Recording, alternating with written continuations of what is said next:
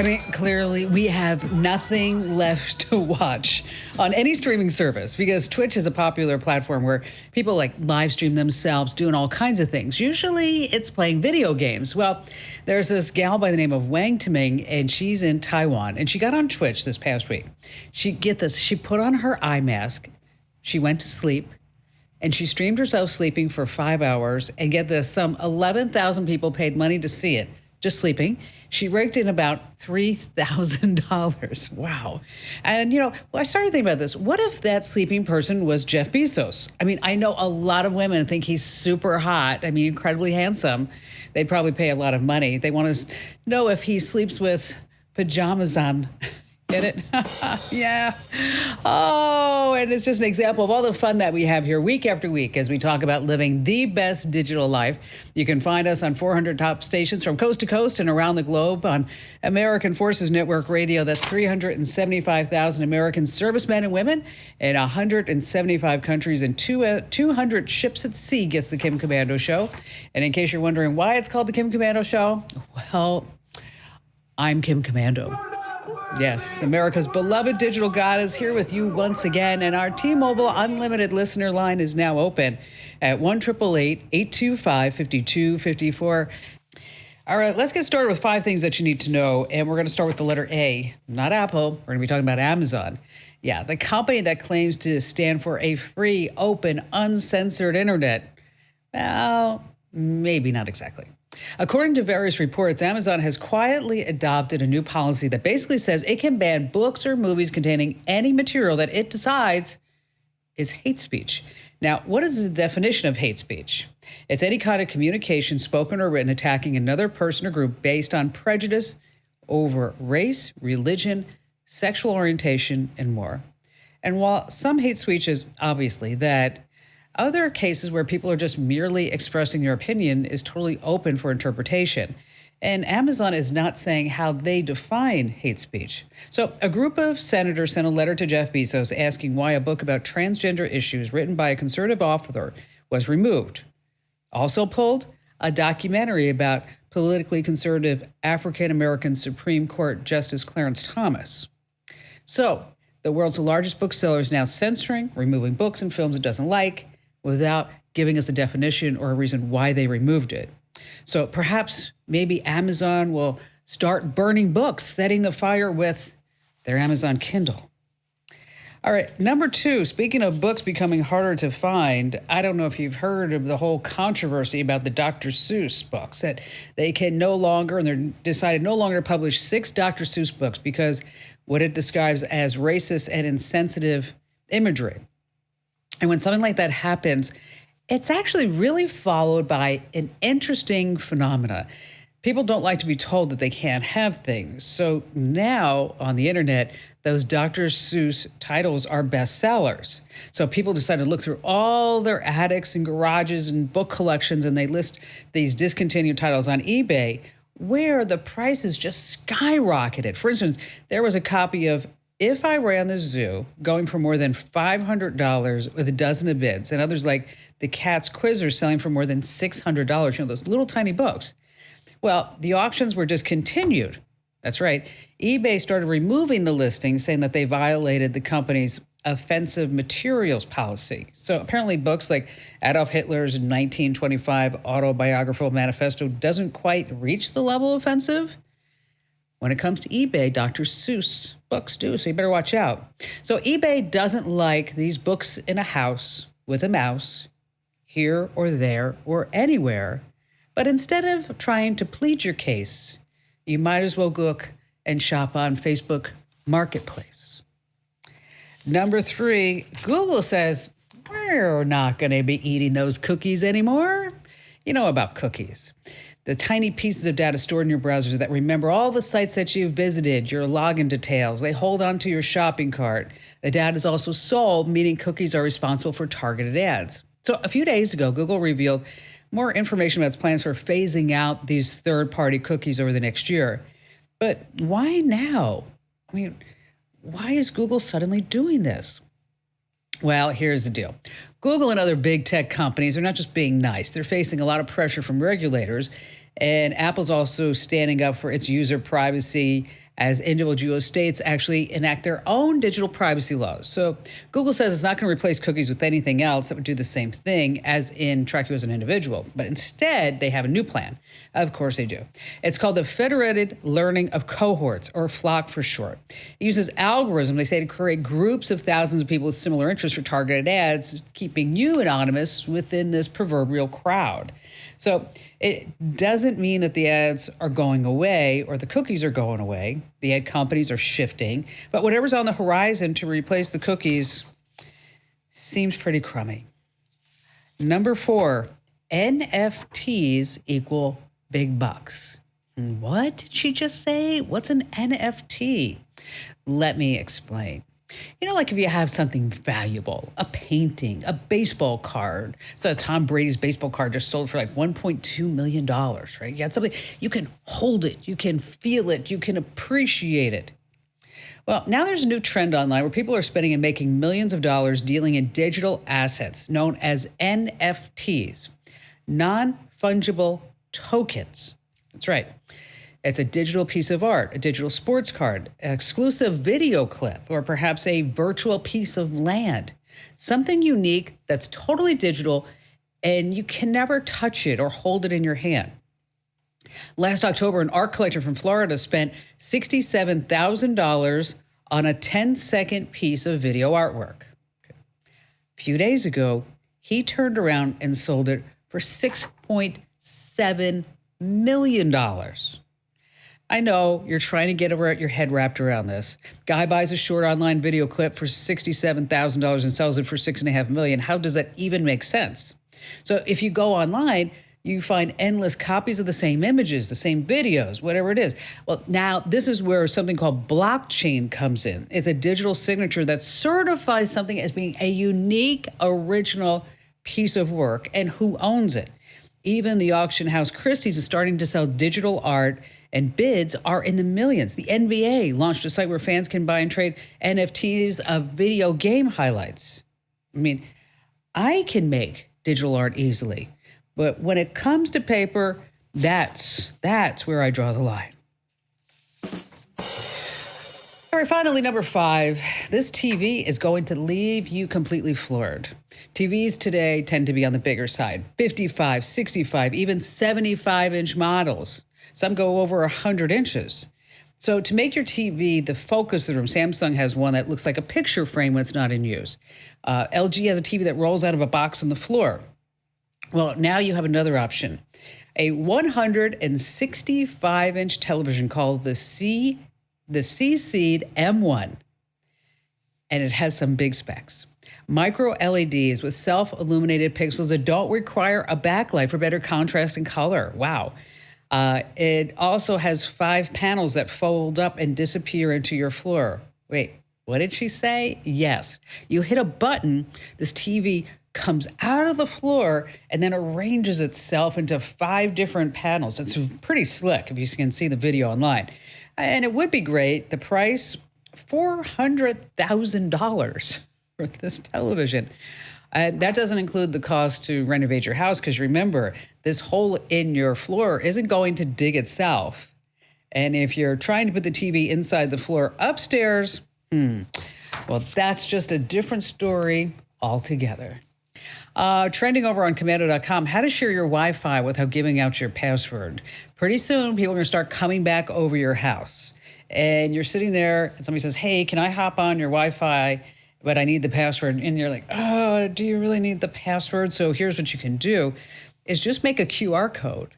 And then you put that in a frame. That's what I do. And then people can just take a picture of the QR code, and then bingo, bango, they're on your network. Over at Commando.com, you will find a link to a handy site that creates the QR codes for free. I'm going to show you exactly how to set it up.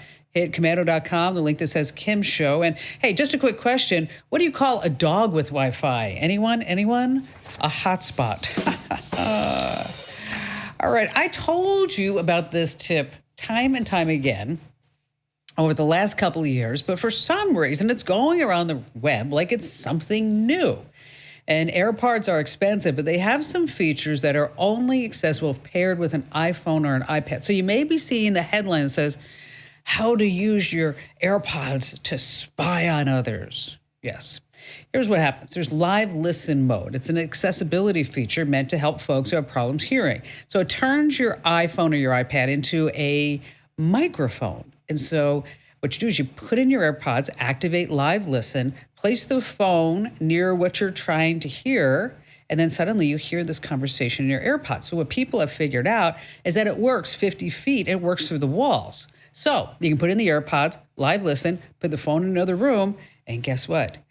You can hear exactly what they're saying. That's right. And so in case you're wondering how you too can do that, we've got the exact steps over on our website, of course, Komando.com. Bill in Baton Rouge, Louisiana. Hi there, Bill. Hi, how you doing, Kim? Thanks for taking my call. I really enjoy the show and even the jokes. Well, thank you. See, Michael, another one. Don't do it. Don't encourage her. Don't encourage her. Yeah, I hear you. They are a little corny sometimes, but I do get a chuckle out of them. Well, thank you. I enjoy your newsletters, and I just joined the community recently. Oh, you It's just did? Great. A wealth of information out there. It's just amazing how fast the technology moves, and you keep us up to date with it. It's really great. Yeah, it does move so fast. It seems like every other day there's like, wait, there's this, and then this happens, and especially now. Oh, I just can't imagine the effort that you guys put into it to put this all together and make it easy for us. Well, thank you. Thank you. So what's going on with you? Yeah. Well, I have about 30 DVDs that my father, he was the videographer years ago, and took Christmas parties and birthdays and things like that. And he had the wisdom to buy a Panasonic tape to DVD player. And so they're all on DVD, but technically they're all jumbled up, if you will. There'll be a birthday party in the middle, Christmas and things like that. And so it creates one big file that I can use. I mean, it works on the DVD, and I can see it on my computer. But what I want to do is copy and paste, if you will, maybe a 10-minute segment right in the middle of the DVD that might be my granddaughter's 5th birthday. And that way I can send it up to post it on Facebook or YouTube. Even send it to YouTube and do a link. So I don't want a really sophisticated editing program. All I just want to do is copy and paste that middle 5-10-minute segment out of that big file. It ends with BBO, and I'll be using Windows 10. So what program have you tried so far? Well, I've only used. I had another camera, and I used Microsoft Movie Maker. Okay. And while it does, I find it difficult to use, and sometimes when I did do the copy and paste, it didn't pick up the audio. Oh. So rather than hope and poke and search for other software, I thought I'd give you a call and as the expert of all things knowing and find out from you. Well, a lot of folks use VLC, and that's What's that again? It's a VLC media player. It's really easy to use. Okay. And if you find that what I like about VLC is, again, because it's easy to use, and there's a lot of tutorials on YouTube to get it done. Okay. Another option is you can always use Adobe Premiere Elements, which is for the consumer. Another option, I mean, there are just tons and tons of video editing programs. A lot of it depends upon, how much you want to get into this. And then in addition to that, if you wanted to just make it super easy, is that you can mail off. Is that you can mail off your DVDs, and then the company will put them in the cloud for you, so you don't have any of this conversion process. And then you can download the video, and then it becomes a heck of a lot easier because you already have it in that format. I got you. Okay. So it really depends how much time that you want to, how much time and effort you want to put into this. I don't know if you're. I really just wanted. I'm sorry. Go ahead. No, I was going to say we had a sponsor months ago. It was called iMemories, and what I did is that I sent them all of my stuff, like VCR tapes, high 8, 35 millimeter slides. DVDs. Yeah. I mean, because of the age that we live in, we have all these different formats. It's crazy. Right. And so what they do is that you mail them the box of your stuff and I'm going to tell it's not cheap, by the way. It's not, let's just say, I know. it's just Yeah. not cheap. And then you mail it all off, and then they put it up in the cloud, and then they mail all your stuff back to you. But what I did find is when I had like DVDs of scuba trips or whatever it was, is that it made it really easy to share and also to download it as an MP4 file Right. and then edit it up because everything's already there. But, Windows Media Player, it's okay. It's not the best. Try this. Try the VLC player. See if that works for you. If not, there's another one called WonderFox that I've heard a lot of good things about. I haven't tried that one personally. I use VLC all the time. But this WonderFox program is about $35, and I've heard really good things about that. And then again, if you wanted to mail it off, that's something that you can do, and then they'll put everything in the cloud for you. It's really interesting because we are at a time right now where companies like iMemories and Legacy Box, it just makes sense that you want to get all of your important memories off of the digital format, whatever it is. So like you said, Bill, like you can share it with your family and with your granddaughter and kind of bring the whole generation gap together.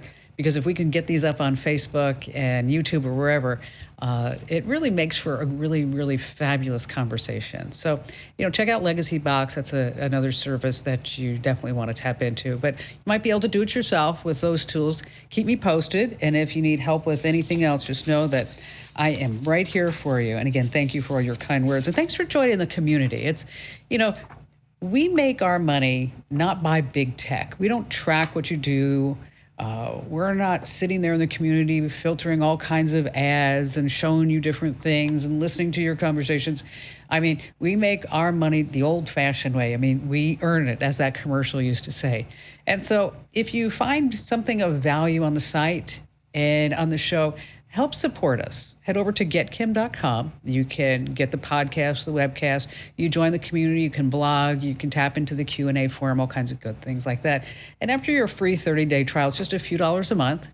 And we offer discounts for seniors, vets, military personnel, service personnel. And so you definitely want to check that out. And again, thank you from all of us, Bill, for becoming a community member. Really, really appreciate that.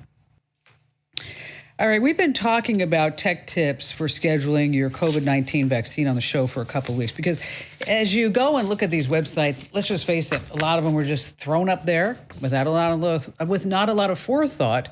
And now you may be confused about where to go because now you can schedule appointments at CVS, Walgreens, and Rite Aid.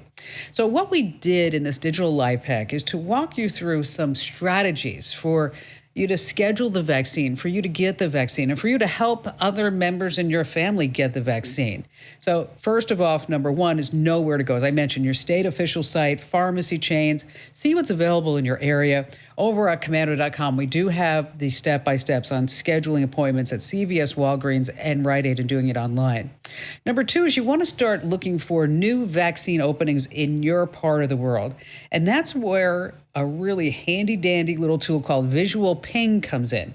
It lets you keep your eyes on the page even when you're away from the computer. It's a website. It's a browser extension that you can use to monitor other sites. It sounds confusing, but it's not. So let's say you're over at the CVS vaccination page and it's fully booked. If you want to monitor that page to see when there's an opening, you just put the URL into Visual Ping, tap go, and then you'll be automatically notified.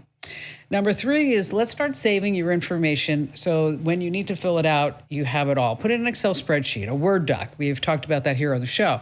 There's also autofill, which is a Chrome extension. And also number four, your local resources. Facebook groups are popping up full of members searching for websites, sharing appointment openings. Just type in your state, the keyword COVID vaccine into Facebook's search site, and then you'll be able to see what's out there. There's also seniors, a lot of folks that are helping seniors book appointments. You can search your site. And again, we've got some more information here. Also Twitter, tons of state accounts are offering minute-to-minute updates on appointment openings. Number five is if you're booking for more than one person, have a couple of gadgets in front of you, your tablet, your computer, maybe even your phone, so you can see everything that's going on and make it happen so quickly. And number six is to make sure that if you know that they're going to be opening some vaccines at 9 a.m., you don't get there on your computer at 9:10 and go, well, I guess I got to get the vaccine now. I guess I got to go ahead and schedule that up. No. I want you to open up that webpage at 8:50. Sometimes the appointments get released earlier. That was my experience myself. And we've got all the details free for the taking. Look no further than the official homepage of the Kim Komando Show. That's KOMANDO.com. And when you're there, hit the link that says Kim Show. Hey, still to come this hour, you definitely don't want to miss how to stop junk text messages for good. Yes, thank you. You're on the Kim Komando Show. You heard me talking just about the Commando community, and John is our IT genius. And this past week, Larry left a message on the forum and said, I'm creating a family photo album using Apple Photos, and he goes into view and metadata, and he wants to add. Let me tell you, John walks him through, 8 steps on how to actually accomplish what this guy's trying to do. And then Lewis leaves a note, says he bought an HP laptop in December 2017. It quit working. He's got the latest updates. He goes on. He took it to Best Buy. Okay. Guy is lost. Best Buy says they have a hardware issue and it's going to cost $900 to fix this laptop. Well, Team Commando John to the rescue. Dun, da, da, da. And he tells them to remove this KB4556799 update. It's wreaking havoc on multiple machines. And we posted about, where else are you going to get that? Where? So if you ever have a Q&A question for us, just leave it in the Commando community. April in Austin, Texas. Hello, April. What a beautiful name. Thank you for joining us. Hi, Kim. Thank you. You got it. So what's going on with you? How can I help you? I got a call. We were talking about Fitbits. I'm not a part of your community yet, but I was researching it as I got the call. Hold on just a second. April, are you on a speakerphone? No, I'm not on speaker. Oh, okay. All right. Mike, let's do that again. Echo in my room. Yeah, I'm sorry. That's okay. We're going to start over, okay?